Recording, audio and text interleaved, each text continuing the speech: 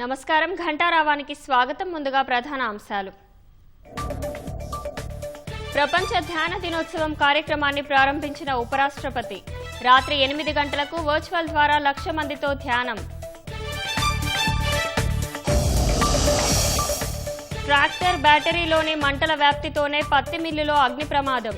సుమారు 2 కోట్లకు పైగా ఆస్తి నష్టం.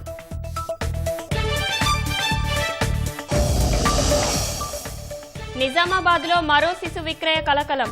మగబిడ్డను విక్రయించిన కన్న తల్లి, కొన్న వ్యక్తిపై కేసు నమోదు.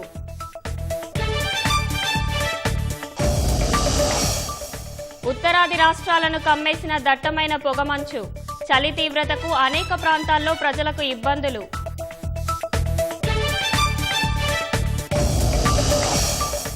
పశ్చిమాసియాలో మళ్లీ యుద్ధ మేఘాలు కమ్ముకునే సూచనలు. ఇరాన్పై ఇజ్రాయిల్ దాడులకు సిద్ధమవుతున్నట్లు సమాచారం.